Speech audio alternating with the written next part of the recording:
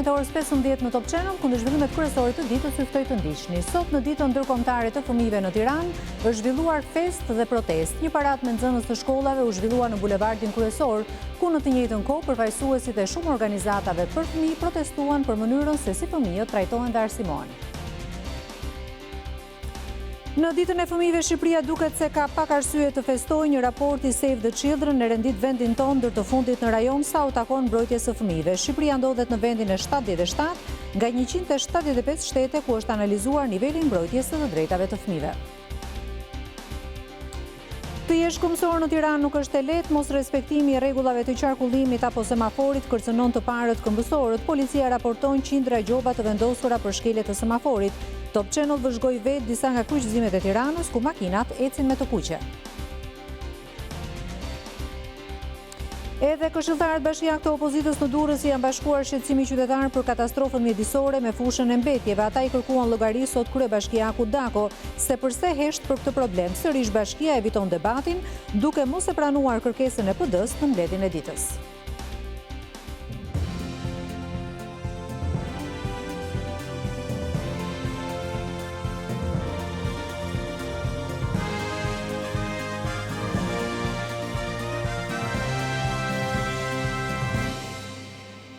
Sot në ditën ndërkombëtare të fëmijëve në Tiranë është zhvilluar festë dhe protestë. Një paradë me nxënës të shkollave është zhvilluar në bulevardin kryesor, ku në të njëjtën kohë përfaqësuesit e shumë organizatave për fëmijët protestuan për mënyrën se si fëmijët trajtohen dhe arsimohen. Festën dhe protestën i ndoqi Juli Ristani. Një Qershori, dita ndërkombëtare e fëmijëve, e gjeti kryeqytetin me festë nga njëra anë dhe protestë nga ana tjetër.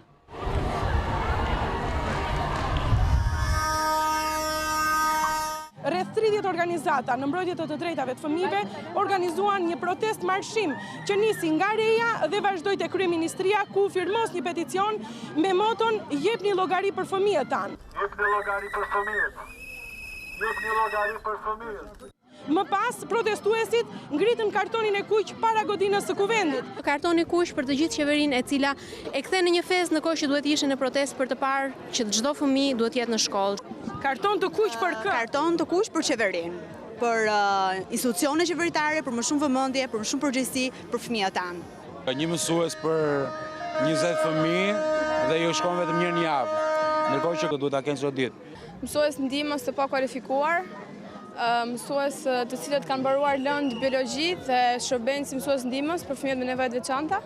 Dhe në fund, ndaluan përpara presidencës, ku ishte vetë presidenti i Republikës Ilir Meta që i priti përfaqësuesit. Peticion do ta lexoj me mjaft vëmendje. Ju të gjithë fëmijët e festojnë sot, apo jo? Ka fëmijë në varfëri? Varfëri male. Por unë mendoj se ata janë fëmijë dhe kanë të drejtën e plotë që ta festojnë, edhe pse ndoshta nuk munden, por prapë se prapë ajo është festa atyre dhe ne nuk mund t'ja mohojmë dot. Kjo është. Të gjithë duhet jemi të barabartë, nuk jo ne jemi të pasur, jo ne jemi të varfër. Çfarë i thua vetë sot në një Qershor? Duhet jemi sjellshme, e bindur. Shikoj ato kronikat në për ato fshatra që ecin me orë të tëra. Ja sugjeroj balës gjithmonë edhe i them, shiko ata unën, se sa vuajnë, prandaj vëri, megjithëse ma ka shpërblyer. Sot në ditën ndërkombëtare të fëmijëve, Shqipëria duket se ka pak arsye të festojë. Një raport i Save the Children e rendit vendin tonë, ndër të fundit në rajon sa u takon mbrojtjes së fëmijëve. Shqipëria ndodhet në vendin e 77 nga 175 shtete ku është analizuar niveli i mbrojtjes së të drejtave të fëmijëve. Shqipëria është e fundit në rajon për mbrojtjen e fëmijëve. Në ditën ndërkombëtare të miturve, organizata Save the Children publikoi raportin Fytyrat e shumta të përjashtimit, ku vendi ynë renditet i 77 nga 175 shtete të marrë në shqyrtim në të gjithë botën. Ky pozicionim, thot Zëri i Amerikës, tregon se në Shqipëri ka ende fëmijë që e kanë humbur fëmijërinë e tyre. Shqipëria rezulton vendi me vdekshmërinë foshnjore më të lartë në rajon, 13.5 vdekje për 1.000 lindje, dhe ka njëkohësisht nivelin më të lartë për vonesë në rritjen e fëmijëve. 23.1% e fëmijëve deri në 5 vjeç. Rreth 8.5% e fëmijëve shqiptar janë jashtë sistemit arsimor të ulët dhe të mesëm, dhe gati 5.1% e tyre janë përfshirë në punë të rënda. Adoleshentët të martuara ose në bashkëjetesë janë 6.5% dhe 21.8% e tyre kanë lindur fëmijë. Në bazë të këtyre treguesve, Shqipëria rezulton të ketë renditjen më të ulët, krahasuar me vendet e tjera të Ballkanit Perëndimor. Bosnia dhe Hercegovina pozicionohet në vendin e 39, Serbia në atë të 46, Malizi në vendin e 53 dhe Maqedonia në vendin e 66. Save the Children i bën thirrje qeverisë të garantojë që asnjë i mitur të mos vdes nga shkaqe të parandalueshme ose të trajtueshme apo t'i nënshtrohet dhunës. Asnjë fëmijë të mos i grabitet e ardhmja për shkak të keq ushqyerjes, martesës së hershme të detyruar, shtatzanisë së hershme apo punës së detyruar, por t'ju krijohet qasja në një arsim cilësor dhe t'ju ofrohen mundësi për të zhvilluar potencialet e tyre, thuhet në deklaratën e kësaj organizate. Duke të kaluar paragjykimet raciale, pjesëtarët e komunitetit rom dhe egjiptian në Shqipëri përpiqen të integrohen dhe arsimohen. Ne do t'ju sjellim sot historinë e një 15 vjeçari nga Durrësi. Buzëqesh pas çdo humbje. Me këtë moto, 15 vjeçari rom Isa Xhavari shkon përtej paragjykimeve ndaj komunitetit të cilit i përket. Isa ndjehet mirë dhe i pranuar nga shoqëria e tij. Më pëlqen letërsia dhe biologjia, shkencat e natyrës. Po mund ta vazhdoj edhe sepse merrem dhe me basketboll, edhe mund ta vazhdoj edhe për të bërë preso fiskulture ose një gjë tjetër. Kjo është dëshira. Po. Në shkollë ka gjetur një atmosferë mbështetëse, të fuqizuar dhe përmes një strategjie të re komunikimi, shkolla ime, shkolla jote, që po zbatohet në disa shkollat e vendit.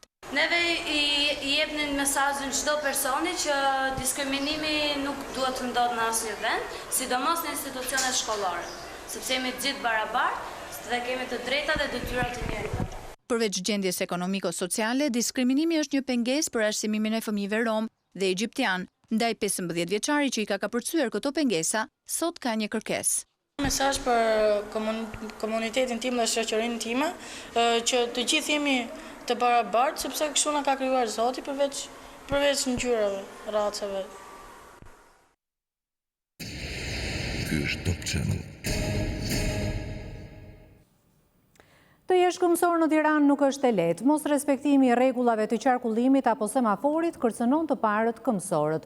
Policia raporton qindra gjopa të vendosura për shkelje të semaforit. Top Channel ka vëzhguar vetëm disa nga kryqëzimet e Tiranës, ku makinat ecin me të kuqe, ndërsa kalimtarët thonë se janë të pasigurt. Këmësorëve në Tiranë po u rrezikohet jeta edhe kur kalojnë tek vijat e bardha. Kjo nga shoferë të papërgjeshëm që nuk respektojnë semaforin. Vetëm në 72 orë për këtë shkelje, policia rrugore gjobiti 167 drejtues mjetesh. Top Channel vëzhgoi për një orë një nga kryqëzimet më problematike në Tiranë, ku shkelja e semaforit rezulton se kryhet sërish. Po më patjetër që ka rrezik. Mendoj që do përmirësohet. Ka shumë kontrabandista që janë shumë të rrezikshëm edhe mund të na shkelin ne herë, sidomos moshën e vjetër edhe im. Kur drejtuesi i mjetit është përsëritës, kodi rrugor parashikon dënime të ashpra. Me ndryshime që ka psuar kodi rrugor, jo shumë drejtues mjete janë të informuar, por shkelja e semaforit nëse përsëritet më shumë se 2 herë brenda 2 viteve, përveç masës administrative që është 20 deri në 30.000 lekë të reja, parashikon një sankcion plotësues me pezullim të lezë drejtimit nga 9 deri në 12 muaj. Rrugorët bëjnë me dije se kontrollet për këtë shkelje do të vijojnë. Shpresoj që kjo të vlejë për të gjithë ata që shkeljen e semaforit tashmë e konsiderojnë si një shkelje të lehtë në thonjza, sepse mendojnë që ka vetëm penalitet administrativ dhe jo sankcion plotësues, me qëllim që dhe ne të kemi një standard sigurie. Nesër dhe pas nesër, si çdo fundjavë, autostrada Tiranë-Durrës pritet të jetë shumë e ngarkuar për shkak të gjendjes së keqe të rrugëve dhe gropave, por edhe shkeljes së rregullave të qarkullimit, problemet nuk mungojnë.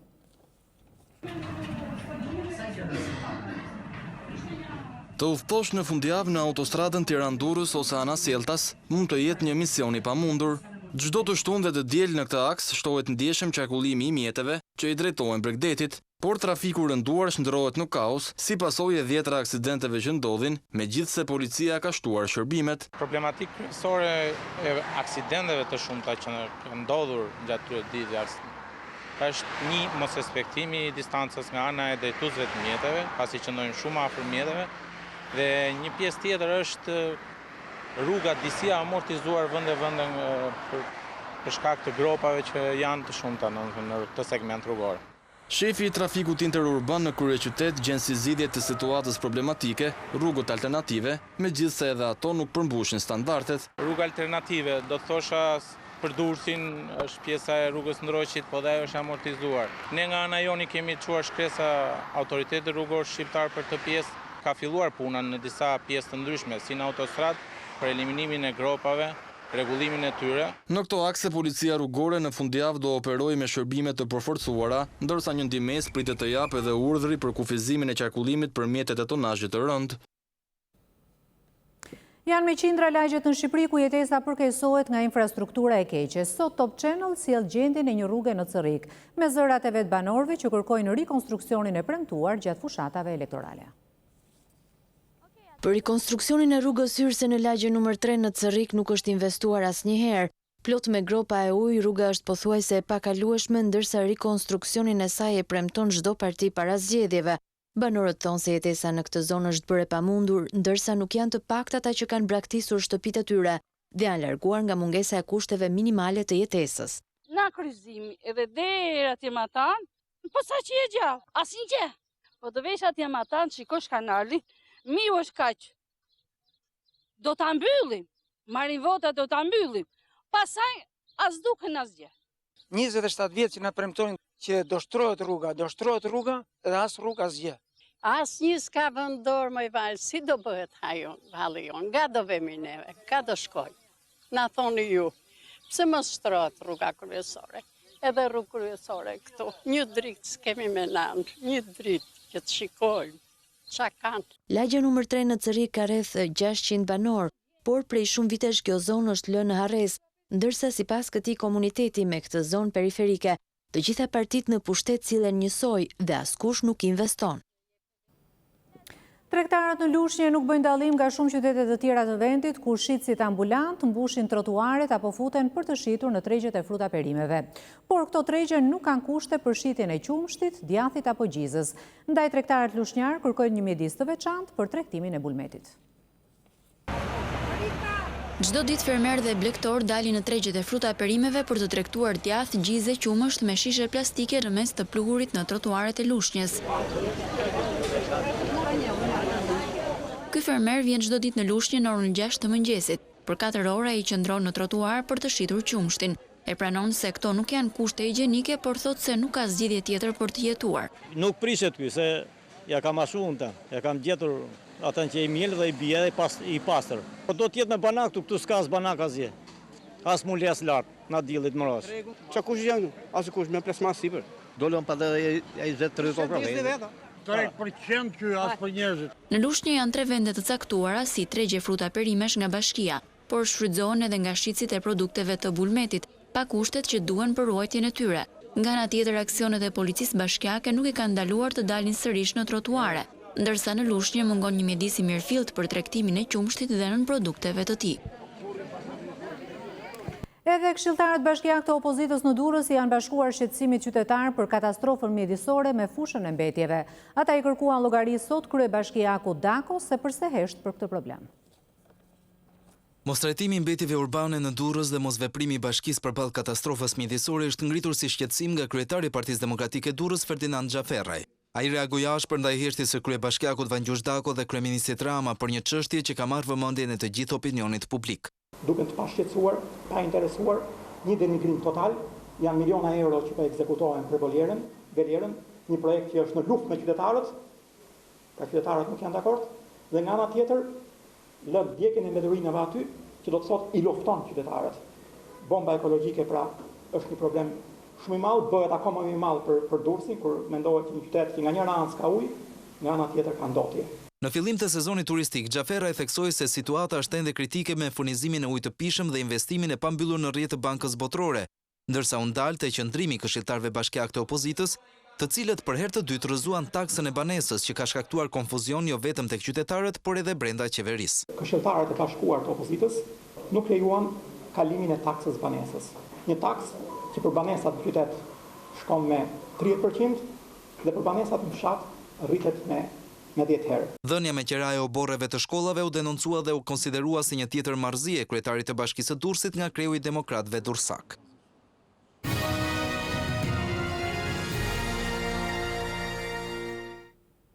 Biznesi i ndërtimit e kundërshtoi sot sërish taksën 3% që ai duhet paguaj si ndihmë për të pastrehët. Ndërtuesit thonë se çështjen e strehimit nuk mund ta zgjidhin me paratë e tyre dhe se qeveria duhet të përdorë paratë e koncesioneve. Shoqatët e biznesit u bashkuan kundër ligjit për strehimin social i cili detyron ndërtuesit që të japin 3% të sipërfaqes së objekteve të reja që do ndërtohen për qëllime strehimi. Bashkimi i dhomave të tregtisë, Business Albania, shoqata e ndërtuesve dhe dhoma e tregtisë Tiranë, thanë se kosto do të transferohet te qytetarët, ndërkohë që detyrimi edhe pse ka efekt financiar, është jashtë ligjit për taksat vendore. Çka e bën atë antikushtetues sipas tyre? Ne mendojmë që jo vetëm që është një taksë pa drejtë, jo vetëm që është antikushtetuese, por penalizon në rond dhe jam i bindur që do kalojë në stagnacion të përhershëm industrinë e ndërtimit në Shqipëri. Luan Bregasi i Business Albania tha se nuk mund të jetë vetëm sektori ndërtimit që të përballojë politikat e strehimit. Sipas tij, qeveria mund të përdor paratë e koncesioneve. Koncesioni i pullave fiskale që është një ardhur gati 20 milionë euro në vit. Koncesioni i skanimit, koncesioni i ngjyrimit të karburantit. Dhe shumë koncesione të tjera, të cilat shteti i ka dhënë kompanive private, pra është pjesë e tyre. Shumë mirë me ligj mund të thotë që 10%, bile se 3% është pak të vësh këtyre. Edhe 10% të vësh, që 10% të ardhurës që ato krijojnë nga taksat tona, ti kalojnë për fond për njerëzit të nevojë. Absolutisht jemi dakord. Ata mund të paguajnë, se ata janë koncesione që u kanë dhuruar. Ndërtuesit përsëritën se qeveria nuk është konsultuar me ta për ligjin e strehimit social, ndërkohë ky i fundit ka hyrë në fuqi vetëm 2 ditë më parë. Kryeministri Rama tha sot se për 3 muaj janë punësuar 10.000 persona. Me këto ritme, deklaroi kreu i qeverisë, do të arrihet shumë shpejt objektivi për 25.000 punësime. Punësimi është quajtur prioriteti numër 1 i këtij mandati qeverisës dhe Edi Rama duket i kënaqur nga politika e re dhe ristrukturimi i zyrave të punësimit që ka nisur prej muajit mars. Në muajt mars, prill, maj, ne kemi kapërcyer 10.000 të punësuar dhe jemi shumë optimist se do të realizojmë objektivin që në pamjet parë duke i pamundur për pasur 25.000 të punësuar të rinj në vitin 2018 vetëm në rrëmjet zyrave të punës. Gjatë konferencës kushtuar politikave të punësimit ku mori pjesë, kryeministri theksoi se që prej vitit 2013 kur erdhi në pushtet, numri të punësuarve në vend është rritur me 15%. Shkalla e punësimit për popullsinë 15 deri në 64 vjeç është 58.2% nga 43% që ishte në vitin 2013. Pra kemi 15% rritje. Rama është prej bindur se rritja ekonomike e projektet investuese dhe turizmit do të sjellë një rritje të ndjeshme të punësimit gjatë periudhës 2018-2021. Por ai e quajti domosdoshmëri forcimin e arsimit profesional.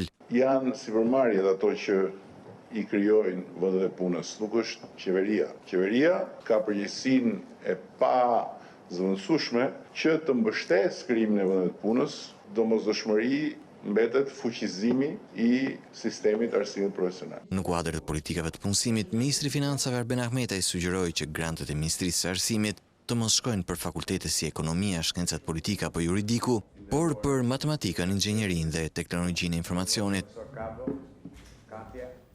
Në Shkup është prezantuar projekti i qendrës tregtare Skopje Eastgate. Ky investim i kompanisë shqiptare Balfin Group do të jetë me rëndësi për zhvillimin ekonomik të Maqedonisë, deklaroi gjatë ceremonisë në Shkup kryeministri Zoran Zaev. Mbrëmjen e së njëjtës në Shkup u prezantua Skopje Eastgate, projekti një prej qendrave më moderne dhe të mëdha tregtare të rajonit. Investimi total për këtë qendër tregtare do të kap 350 milion euro. Ambientet e qendrës do të jenë gjigante, ku pjesën më të madhe do ta zënë 250 dyqane. Infrastruktura e Skopje Eastgate do të formohet nga 10 bloqe me komplekse rezidencash dhe 5 bloqe me ndërtesa banimi. Impakti më pozitiv do të jetë ai për punësimin, pasi Skopje Eastgate do të krijojë 2000 vende të reja pune. Samir Mane, presidenti Balfin Group që do të kryejë investimin, thotë se Skopje Eastgate do të jetë i pari që do të bashkojë në një të vetëm konceptin e shopping të jetuarit dhe të bërit biznes në një vend të vetëm. Skopje Eastgate mendohet të japë një impakt të madh ekonomik për kryeqytetin Maqedonas. Ndaj në ceremoninë e prezantimit të projektit të Skopje Eastgate ishte edhe kryeministri Maqedonas Zoran Zaev. Për kreun e qeverisë, investimi gjigant që do të bëhet, do të ketë një rëndësi të madhe jo vetëm për Shkupin, por për të gjithë Maqedoninë. Skopje Eastgate planifikohet të ndërtohet vetëm 2 kilometra larg Shkupit, në një hapësirë prej 143.000 metra shkatror, në të cilën do të ngrihen 458.000 metra katror ndërtim. Punimet do të jenë të ndara në 3 faza dhe i gjithë projekti pritet që të përfundojë brenda një periudhe 5 deri në 7 vjet. Projekti i Skopje Eastgate është zhvilluar nga një prej studiove më të mëdha arkitekturore turke, Yazgan Design Architecture Inc. Sipas parashikimeve, Skopje Eastgate pritet të vizitohet nga 12 milion njerëz në vit.